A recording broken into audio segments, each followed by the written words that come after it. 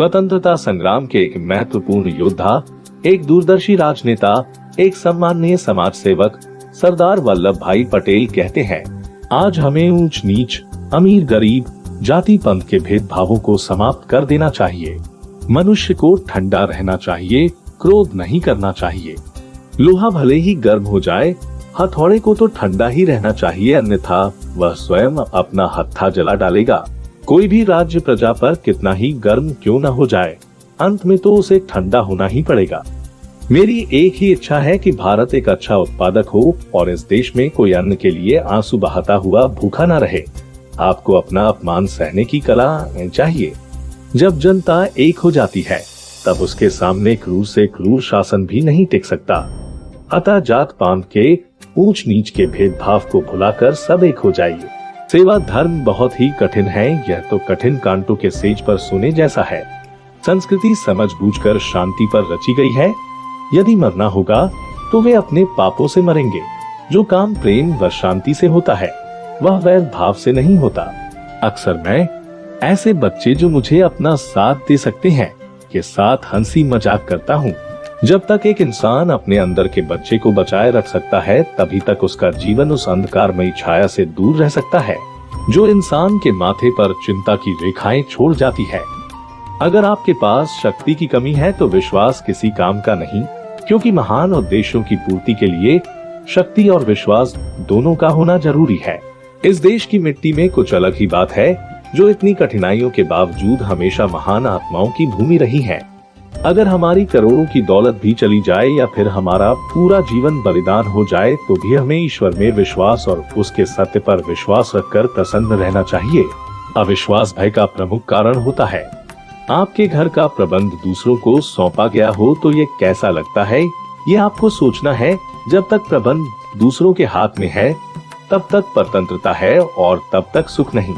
उतावले उत्साह से बड़ा परिणाम निकलने की आशा नहीं रखनी चाहिए। एकता के बिना जनशक्ति शक्ति नहीं है। जब तक उसे ठीक तरह से सामंजस्य में ना लाया जाए और एकजुट ना किया जाए। कठिन समय में कायर बहाना ढूंढते हैं तो वहीं बहादुर व्यक्ति रास्ता खोजते हैं। कठोर से कठोर हृदय को भी प्रेम से वश में किया जा सकता है। प्रेम तो प्रेम है। माता को अपना काना कुबड़ा बच्चा भी सुंदर लगता है और वह उससे असीम प्रेम करती है। कर्तव्यनिष्ठ पुरुष कभी निराश नहीं होता। अतः जब तक जीवित रहें और कर्तव्य करते रहें तो इसमें पूरा आनंद मिलेगा।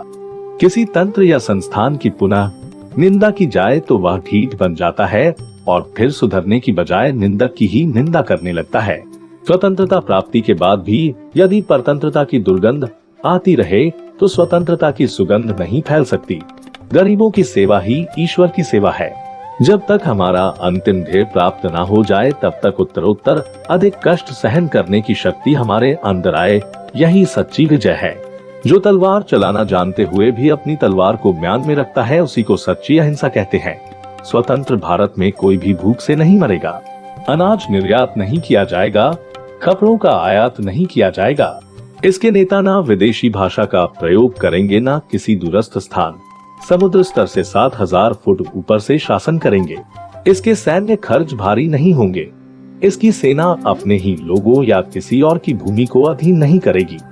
इसके सबसे अच्छे वेतन पाने वाले अधिकारी इसके सबसे कम वेतन पाने वाले सेवकों से बहुत ज्यादा नहीं कमाएंगे और यहाँ न्याय पाना ना खर्चीला होगा ना कठिन होगा।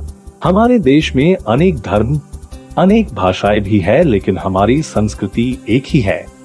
जो मनुष्य सम्मान प्राप्त करने योग्य होता है वह हर जगह सम्मान प्राप्त कर लेता है, पर अपने जन्म स्थान पर उसके लिए सम्मान प्राप्त करना कठिन ही है। त्याग के मूल्य का तभी पता चलता है जब अपनी कोई मूल्यवान वस्तु छोड़नी पड़ती है। जिसने कभी त्याग नहीं किया वह इसका मूल्य क्या जाने। थका हुआ इंसान दौड़ने लगे तो स्थान पर पहुंचने के बजाय जान गंवा बैठता है। ऐसे समय पर आराम करना और आगे बढ़ने की ताकत जुटाना उसका धर्म हो जाता है।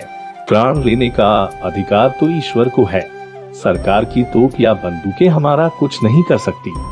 हमारी निर्भयता ही हमारा कवच है। बेशक कर्म पूजा है, किंतु हास्य जीवन है। जो कोई भी अपना जीवन बहुत गंभीरता से लेता है, उसे एक तुच्छ जीवन के लिए तैयार रहना चाहिए।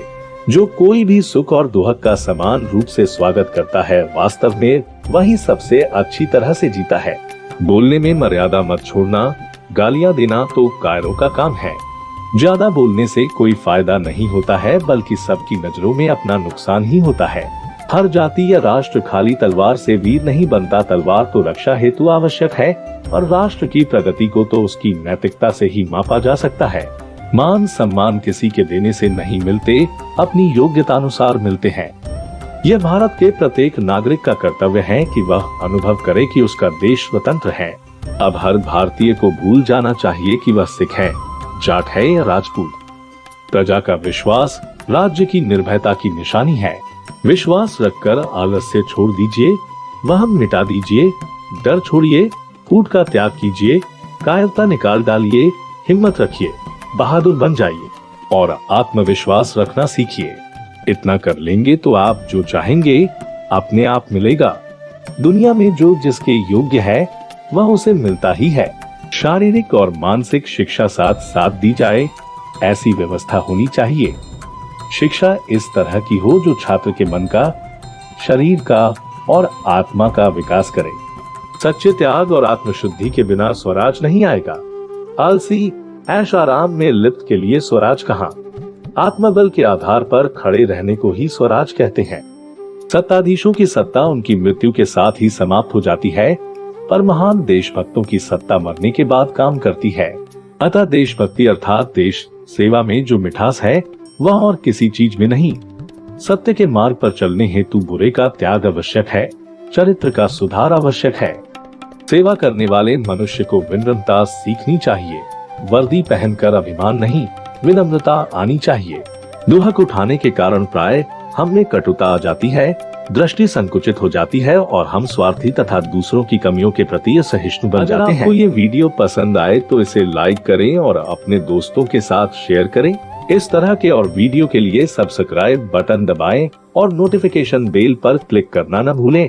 हमारे अन्य वीडियो भी देखें। देखने के लिए धन्यवाद।